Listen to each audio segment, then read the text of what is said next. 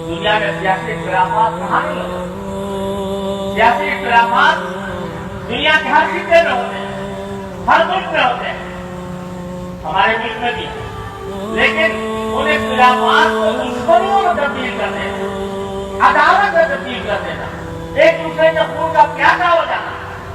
یاد رکھو یہ سیاسی اختلافات کوئی کفر اور اسلام کا معرکہ نہیں ہے۔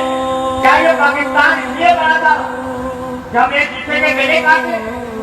اس لیے بنا تھا کہ ایک دوسرے کے لیے نفرت کے بیج بوئے؟